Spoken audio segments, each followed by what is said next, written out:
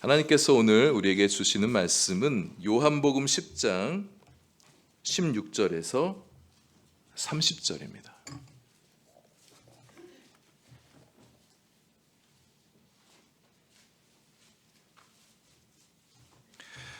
요한복음 10장 16절부터 30절까지의 말씀, 우리 한 절씩 교독하시고 마지막 절 함께 읽겠습니다.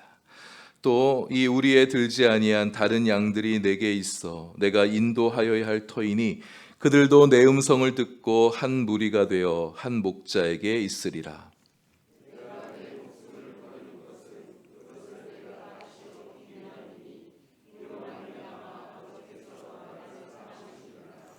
이를 내게서 빼앗는 자가 있는 것이 아니라 내가 스스로 버리노라. 나는 버릴 권세도 있고 다시 얻을 권세도 있으니 이 계명은 내 아버지에게서 받았노라 하시니라.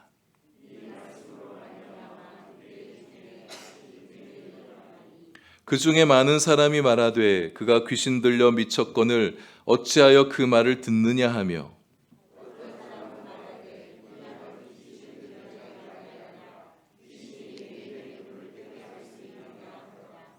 예루살렘의 수전절이 이르니 때는 겨울이라.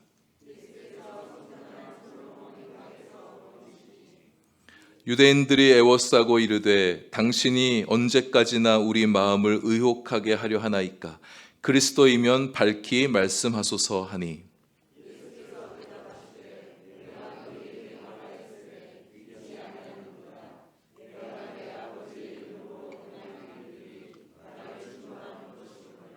너희가 내 양이 아니므로 믿지 아니하는도다.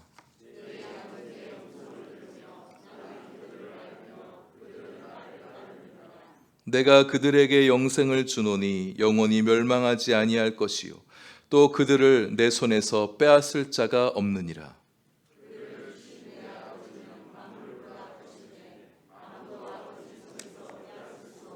함께합니다. 나와 아버지는 하나이니라 하신대. 아멘. 기도하겠습니다. 하나님, 이제 주님의 말씀을 들을 때에 주님 사랑의 마음이 우리 마음에 전해져 오게 하시고 말씀 통하여 위로와 격려와 용기와 세임 얻기를 원합니다. 말씀 듣고 난 후에는 우리 마음의 깊은 샬롬을 누리고 자유하며 담대한 마음으로 세상 가운데 힘차게 나아가는 우리 모두가 되게 하여 주옵소서.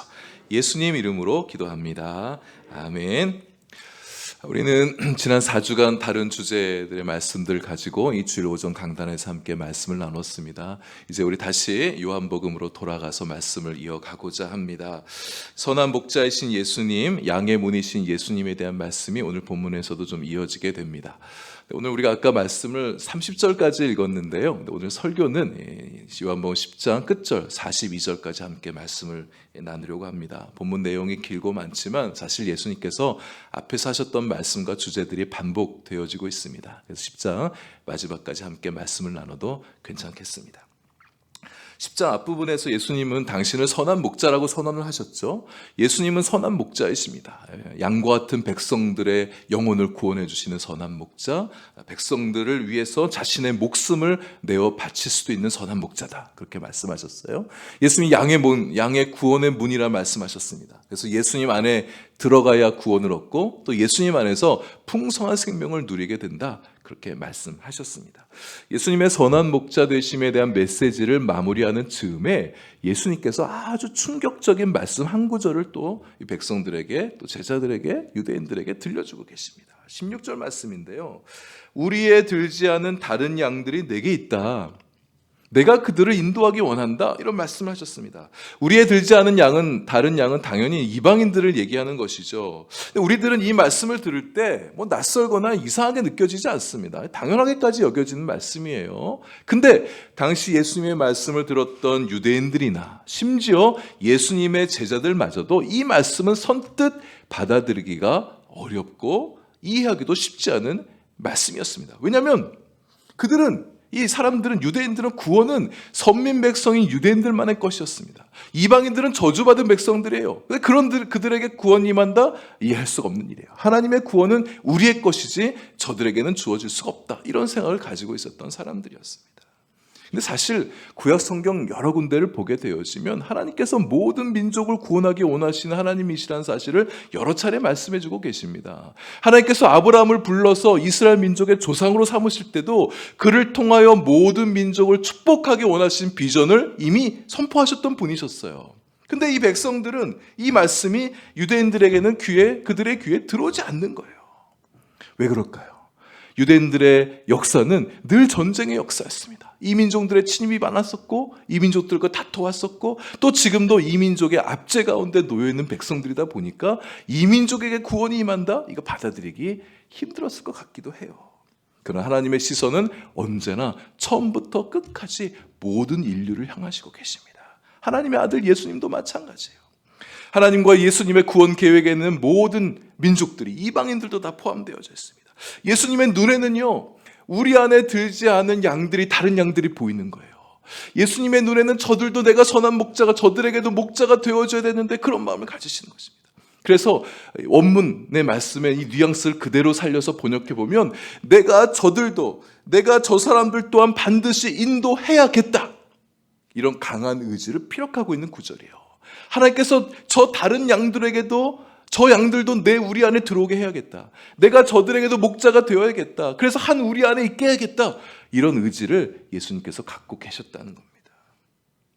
울타리 안에 들어와 있는 사람들에게, 구원받은 예수님 믿는 사람들에게 구원을 주시고 영생을 주시고 그들을 데리고 천국에 데려가는 것으로 예수님의 사역이 끝나는 게 아닙니다. 주님은 우리 믿는 사람들에게 목자가 되어주신 것으로 다 됐다 여기지 아니하시고 믿지 않는 자들도, 그들도 주님의 음성을 듣고 그분 앞에 나와 우리와 함께 한 무리가 되어지기를 주님께서 바라신다는 겁니다. 예수님의 마음에는 교회가 있어요. 그 교회는 범세계적인 교회입니다. 유대인들로만 구성된 교회가 아니에요. 모든 이방인들, 모든 인종과 모든 민족을 떠나서 국적 불문하고 남녀노소 빈부귀초를 따지지 아니하고 모두 상관없이 그리스도 안에서, 그리스도의 통치 안에서 하나가 되어지는 그런 거룩한 교회가 주님께서 꿈꾸시는 교회이죠. 이 주님의 비전과 소망에 우리의 전도와 해외 선교가 자리하는 거예요. 우리가 예수님 믿지 않는 사람들에게 관심을 가지고 그들에게 예수님을 말하며 그들을 전도하여서 예수님 영접하게 하고 교회로 데려오길 원하는 이유는 예수님께서 그걸 원하시니까. 우리가 해외 선교의 비전을 가지고 온 열방을 위해서 기도하며 교회가 세워지지 않은 곳에 교회가 세워지기를 소망하는 이유는 예수님께서 원하시니까. 그렇게 기도하는 사람들 가운데 어떤 사람들은 복음을 들고 해외로 나아갑니다. 오지로 나아가요. 기독교의 적대적인 나라와 민족들에게까지도 들어가요. 그곳에서 예수 그리스도를 증거하며 신앙 공동체를 세우려는 이유는 예수님께서 그것을 원하시기 때문입니다. 오늘의 교회를 담임하셨던 고 하용조 목사님의 어느 책에 이런 이야기가 있습니다. 오늘의 교회가 일본을 품고서 이 선교를 집중적으로 해나갈 때가 있었습니다. 그래서 여러 지역의 도시들의 교회를 개척해 나가고 있을 때였는데, 나가노현의 도시 우에다라는 도시에도 이제 교회를 개척했습니다. 그때 성도 한 명도 없이 시작했던 교회였는데 1년 반 만에 40명이나 성도들이 모이게 됐어요. 일본에서는 대단한 일이죠. 그때 한 성도가 세례 간증 시간에 이런 간증을 들려줬다고 얘기합니다. 그가 일본에서 자기가 가장 비참한 여인이라고 그렇게 생각을 했대요. 자기는 사람들로부터 버림받고 세상에서 버림받은 사람이다. 아무도 나를 알아주지 않는다고. 살아갈 삶의 의미를 잃어버린, 그래서 자살하는 것밖에 자신의 삶에 대안이 없는 거예요. 자살하려는 마음을 품고 있던 그 여인이 지나가다가 우에다 교회를 발견하고 우연히 들어가게 된 것입니다. 들어갔더니 모임 중에 당신은 사랑받기 위해 태어난 사람, 이 노래가 울려 퍼지더래요. 근데 그 노래를 듣는 순간에 이 마음에 벅찬 감동이 일어나더랍니다. 사랑받기 태어난, 자기는 평생까지 그런 생각을 해본 적이 없대요. 난 사랑받는 사람이다. 근데 노래를 들으면서 내가 사랑받기 태어난 사람이란 그 말을 듣는 순간 마음에 깊은 감동이 일어나게 된 것입니다. 내가 예수님으로부터 사랑을 받는 사람인가? 내가 사랑받기 태어난 사람인가? 예수님의 자기를 사랑해 주신 예수님에 대해서 자신의 마음을 열고 이제 주님께로 돌아와 세례까지 받게 된 여인이었습니다. 그가 간증하면서 마지막에 이런 말을 했대요. 이 우에다 교회는 저를 위해서 세워졌습니다. 이렇게 간증을 하더랍니다. 우에다 교회가 저를 위해서 세워진 교회입니다. 여러분, 우리 한마음 교회도 누군가에게 이런 교회가 되면 좋겠어요. 누군가 입에서 한마음 교회는 나를 위해서 세워진 교회예요, 이런 고백이 나올 수 있으면 좋겠어요. 한마음 교회를 만나서 예수님을 만나 영접하게 되어지고 새 인생을 출발하게 되던 어떤 사람의 입에서 한마음 교회가 내게 이런 교회입니다, 이런 말을 들려주게 된다면 우리 교회 잘하는 것 아니겠습니까? 우리 가족, 우리 친구들 가운데 누구는 아직도 구원의 울타리 밖에 있습니다. 북한 동포들, 미전도 종독들, 하나님을 믿지 못하는 무신론자들, 또는 타종교 안에 구원이 있다고 신앙생활에 가고 있는 여러 사람들, 예수님은 그들에게도 구원을 주시기 원하세요. 그들의 삶에도 선한 목자가 되어주길 원하십니다. 그들에게도 교회를 선물해 주고 싶으신 거예요. 우리 예수님의 이 마음을 품고 다른 양들을 바라보십시다. 예수님의 이 마음을 품고 세계를 바라보는 것입니다. 구원의 울타리 안에 들어와 있는 사람만 보지 마시고 그 울타리 밖에 있는 사람들을 바라보는 것입니다. 우리에게 예수님이 필요하듯 그들에게도 예수님이 필요하거든요. 우리에게도 목자가 있어야 되듯이 그들에게도 목자가 있어야 됩니다. 우리에게 교회가 필요하듯이 그들에게도 교회가 필요합니다. 선한 목자이신 예수님은 양들을 위해서 목숨을 버린다고 말씀하셨죠? 근데 오늘 17절, 18절 말씀을 보니까 그 목숨, 예수님의 그 목숨, 누군가에 의해서 빼앗기는 게 아니라 자발적으로 내어드린다, 이렇게 말씀하고 있습니다. 예수님이 아시는 거예요. 그리고 예수님이 아세요. 그렇게 내어드리는 목숨, 그것으로 자신의 생명이 끝나는 것이 아니라 다시 그 생명 되찾게 된다는 것을 예수님께서 아셨습니다. 생명의 권세가 있으신 예수님은 그렇게 자신의 생명을 내어줄 수 있는 권세도 있고 그 생명을 다시 되찾아올 수 있는 권세도 있다는 거죠. 십자가 죽으심 이후에 영광스러운 부활이 있음을 아셨던 예수님이셨습니다. 그러나 그 영광을 얻기 위해서는 반드시 선행되어질 일이 있는데 자신의 목숨을 내어줘야 된다는 것도 주님께서는 아셨어요. 하늘의 밀알이 땅에 떨어져 죽어야 많은 열매를 맺는다는 것 주님께서 아셨습니다. 그래서 예수님께서 그분의 생명을 십자가에 내어주셔야 많은 생명을 구원할 수 있다는 것을 주님께서 하신 것입니다. 예수님은 그분의 목숨을 그래서 많은 사람들의 구원을 위해서 기꺼이 십자가에 내어주신 것입니다. 그렇게 하나님의 일을 위해서 자신의 생명 아까워하지 아니하고 자신의 생명 십자가에 내어주신 예수님을 우리 하나님 많이 사랑해 주셨습니다.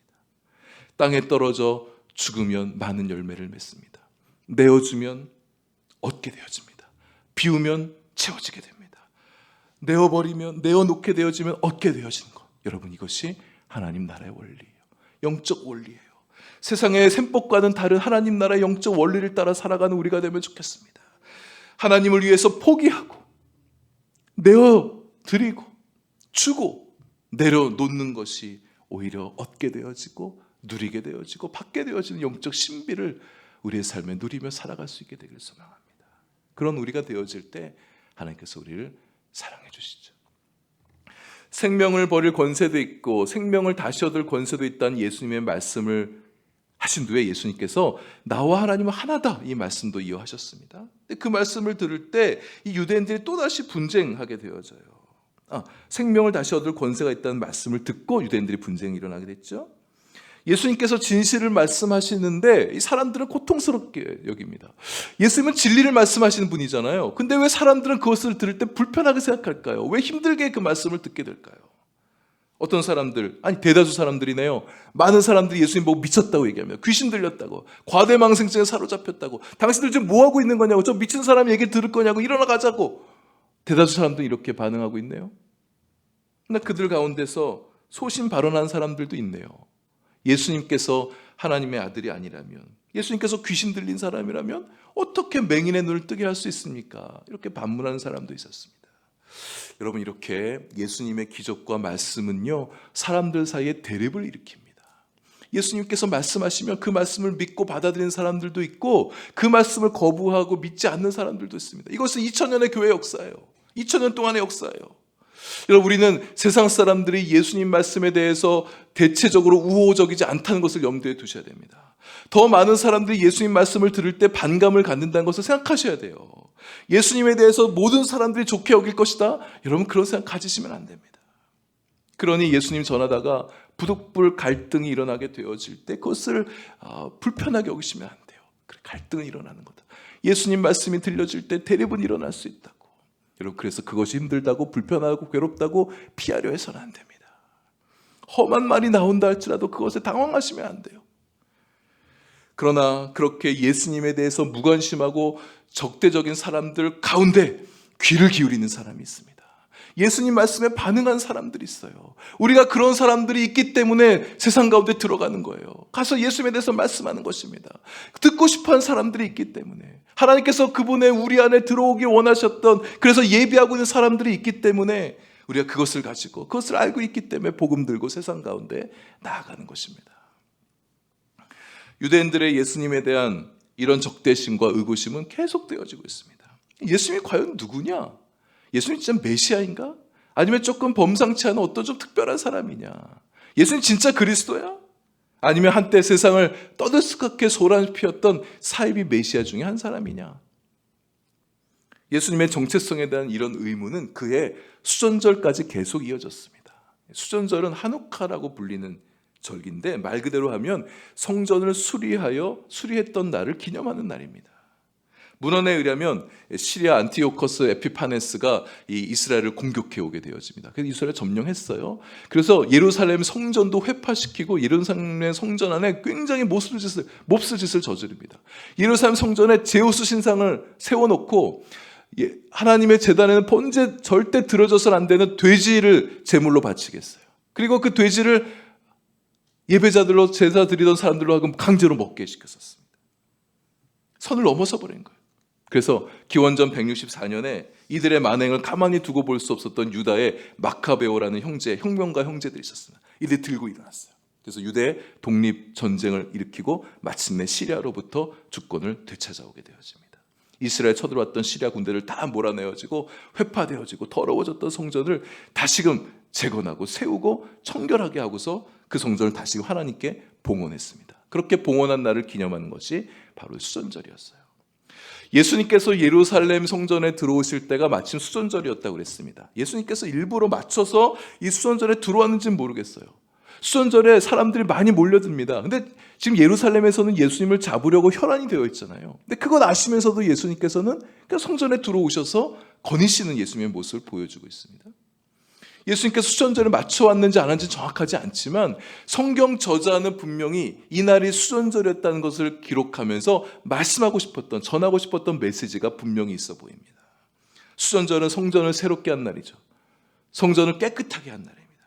예수님께서 허울만 남은 옛 성전을 허물어 버리시고 다시 고쳐 새롭게 하실 것이라고, 강도의 소굴이 되어버렸던 성전을 다시금 성결하게 하시고 청결하게 하시고 그분의 죽으심과 부활로 말미암아 새로운 성전 시대, 새로운 교회 시대를 열어갈 것임을 말씀하고 싶었던 것이 성경 저자의 의도였을 것이라 보여집니다.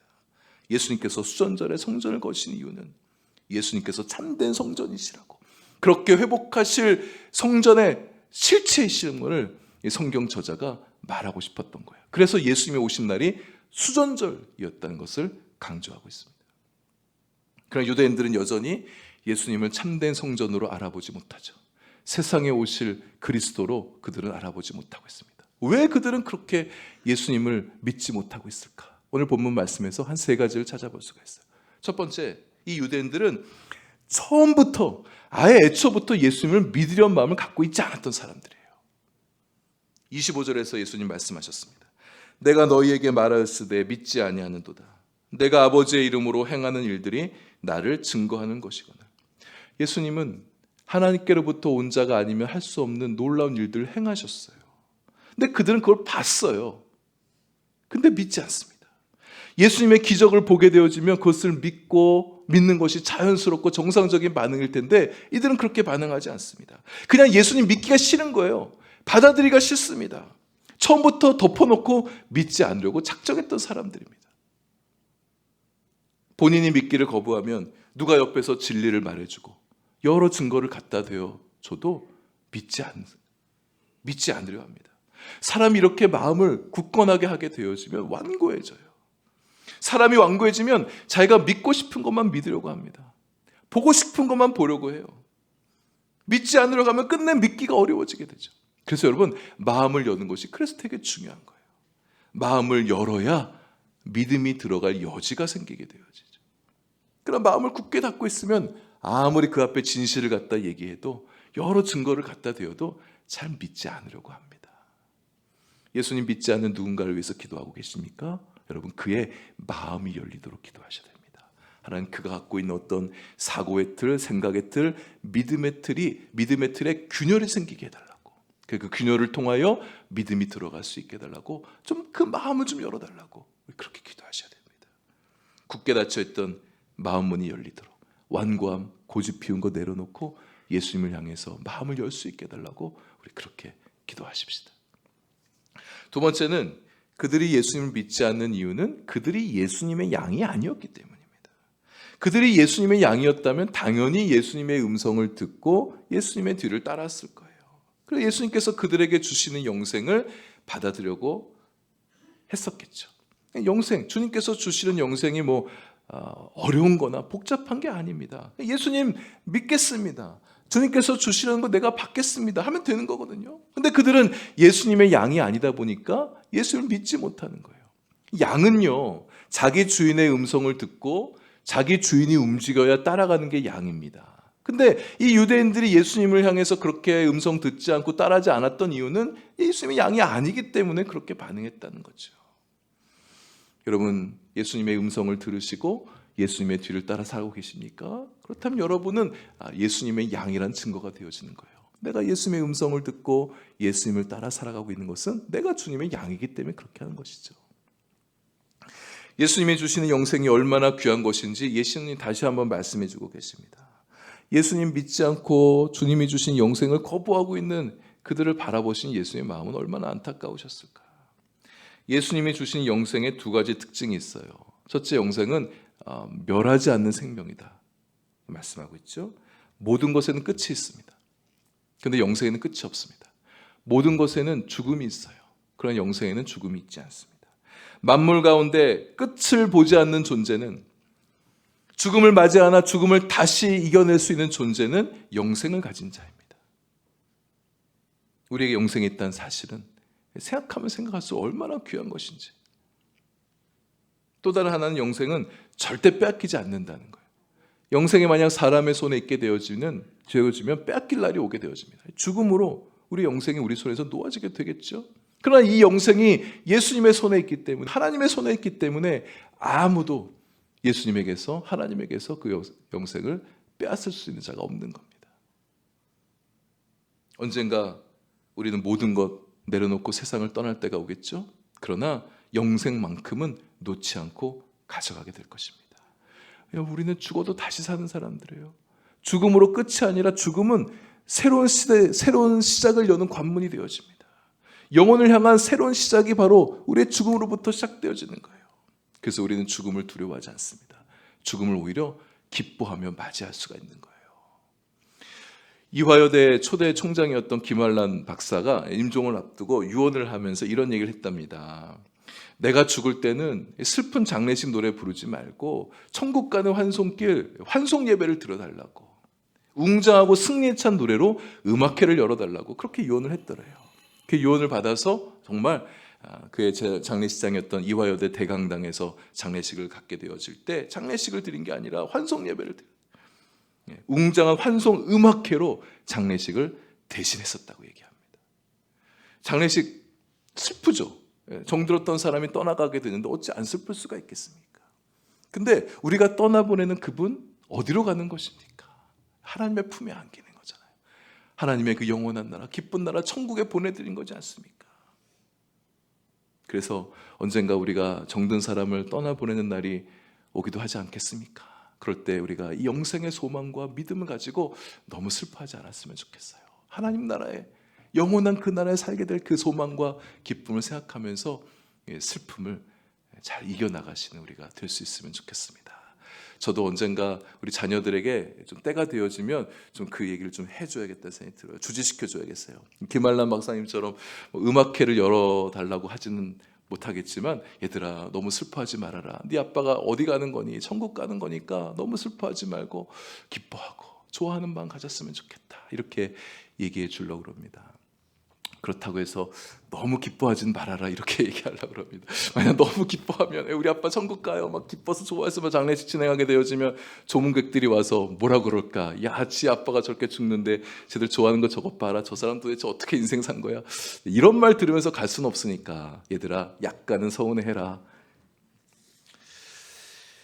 그들이 예수님을 믿지 못했던 세 번째 이유입니다. 예수님은 행하시는 선한 일들이 하나님의 일이라는 것을 깨닫지 못했기 때문에 그래요. 그들 하나님 믿는다는 사람들이에요. 근데 정작 하나님을 제대로 믿지 못하고 있었기 때문에 예수님이 하시는 일을 보면서 이게 하나님의 일이구나라는 걸 깨닫지 못한 겁니다. 그들 하나님을 제대로 믿었던 사람이 아니었기 때문에. 하나님을 제대로 믿었으면 예수님에게서 하나님을 발견했을 것입니다. 예수님께서 주시는 생명 빼앗을 자가 없다 이렇게 말씀하셨을 때 나와 하나님은 하나다 이렇게 말씀하시잖아요. 유대인들이 또 발끈합니다. 옆에는 돌 들어다가 예수님 던져 죽이려고 얘기해요. 레위기 율법은 여호와의 이름을 모독하면 반드시 돌로 쳐 죽이라 그런 계명이 있습니다. 그래서 그 계명을 따라서 이렇게 하려고 하는 거죠. 예수님 유대인들이 볼 때 예수님은 지금 신성 모독하고 있구나 이렇게 판단됐던 겁니다. 그러니까 그들은 예수님이 하시는 선한 일들을 보면서 하나님을 생각하지 않고 그냥 말의 꼬투리를 잡고 있어요. 그 유대인들이 지금 말하고 있는 이 신성 모독도 사실 이들은 오해하고 있습니다. 신성 모독이라 함은 하나님의 이름을 망령되이 일컫고 자신의 죄와 욕망을 위해서 하나님의 이름을 빙자하여 행할 때 이것을 하는 신성 모독이라고 말하는 건데 예수님께서 그렇게 하셨습니까? 예수님이 하셨던 일은 하나님을 망령되이 일컫는 게 아니라 우리 하나님께 영광을 돌려드리는 일이었어요. 하나님께서 하신 일을 세상 가운데 나타냈던 분이십니다. 어찌 그가 하는 일을 신성 모독이라 말할 수 있겠느냐? 예수님은 시편 82편 6절 말씀을 인용하여서 말씀하셨잖아요. 하나님의 말씀을 받은 선지자들, 모세나 이사야나 예레미야 같은 자들을 신이라고 그렇게 일컬었는데 나는 하나님의 말씀만 전할 뿐만 아니라 하나님이 행하신 일들도 행했는데 어찌 나를 두고 신성 모독이라고 말하느냐. 내가 하나님께로부터 온 하나님의 아들이기 때문에 내가 나와 하나님이 하나다 이렇게 말하는데 너희들은 어찌하여 나를 신성 모독하는 말을 했다고 얘기하느냐. 그렇게 말하는 너희들이 신성 모독자들이다 이렇게 말하는 거죠. 이 유대인들은 실로 예수님을 선지자로도 믿지 않았던 사람들이었습니다. 그들은 하나님을 제대로 믿지 않으니 하나님께서 예수님을 통하여 하시는 일을 믿지 못하고 있습니다. 여러분 오늘날도 하나님은요 그분의 일들을 많이 나타내고 계셔요. 근데 어쩌면 우리가 하나님을 제대로 믿지 못해서 하나님을 기대하지 않아서 하나님을 기대하긴 하는데 그냥 내가 원하는 방식대로 하나님을 기대하는 틀이 있는 거예요. 내가 원하는 방식대로 뭔가 하나님의 일이 나타나야 이게 하나님의 일이다 이렇게 생각하는 마음이 우리 안에 있기 때문에 이 땅 가운데 행하시는 하나님의 수많은 역사들을 간구하며 지나가고 있는 것은 아닐까 싶기도 합니다. 마음과 눈과 귀를 하나님 앞에 완전히 개방하십시오. 내 틀을 내려놓아야 하나님이 보입니다. 내 생각, 내 관점, 심지어 내 믿음, 내 마음대로 내 원하는 틀로 내가 만들어 놓은 믿음의 틀이라는 게 있어요. 더 열려야 되는데 그냥 내가 만들어 놓은 그 틀 안에서 이 틀로 하나님을 바라보려고 하니까 하나님이 다 포착되어지지 못하는 겁니다. 내 믿음도 내려놓을 수 있어야 하나님께서 행하시는 새 일을 볼 수가 있습니다. 예수님은 그들을 떠나 요단강 세례 요한이 처음 회개의 세를 베풀던 곳으로 가셔서 거기서 머무셨습니다. 거기서는 예수님 믿는 사람들이 많았다 이렇게 얘기하고 있습니다. 세례 요한은 아무런 기적도 행하지 않았는데 그가 하는 말을 듣고 사람들이 예수님을 믿게 되었다 이렇게 말하고 있어요. 수많은 기적을 행하셨는데 믿지 않았던 예루살렘 사람들에 비해서 이곳에서는 요단강 주변에서는 세례 요한조차도 표적을 행하지 않았어요. 그러나 그가 증언하는 말만 믿고도 사람들은 예수님께 믿음을 드렸다 이렇게 고백하고 있습니다. 여러분 기적이 사람들을 믿음으로 이끄는 게 아닙니다. 세례 요한이 좋은 본보기가 되어져요. 물론 하나님께서는 우리의 손에 그분의 기적을 맡겨주셔서 그 기적을 통하여서도 하나님의 일을 드러내실 수 있는 분이세요. 그렇게 하세요. 그러나 그것은 보편적인 일은 아닙니다. 많은 사람들에게 모든 기적의 은사를 다 주시는 건 아니에요. 세례 요한 같은 이도 은사를 행하지 않았습니다. 기적의 은사는 보편적으로 임하는 게 아니에요. 그러나 우리가 세례 요한처럼 그렇게 믿음을 일으키는 자, 그의 말로 믿음을 일으킬 수 있는 자가 될 수 있으면 좋겠어요. 우리가 예수님에 대해서 말을 하게 되어질 때 사람들은 우리가 하는 말을 듣고 당신이 하는 말은 참됩니다. 당신이 하는 말들은 모든 참된 말입니다. 따라서 당신이 하는 예수님에 대해서도 나는 관심을 갖고 그분의 이야기를 듣고 그에게 믿음을 드리겠습니다. 이렇게 말할 수 있는 우리가 될 수 있으면 좋겠습니다. 우리의 증언을 통해서 예수님이 드러나는 거예요. 우리가 말할 때 사람들 우리의 말에 귀를 기울여 우리의 말을 듣는 것입니다. 성령께서 우리의 입술을 통해서 예수 그리스도를 말하게 하시고 우리가 전하는 그 예수 그리스도를 그들로 하여금 마음을 열어 믿게 할 수 있는 그렇게 성령의 역사가 우리의 언어를 통해서 우리 입술을 통해서 나타나게 되어지는 여러분과 저의 삶이 될 수 있기를 소망합니다.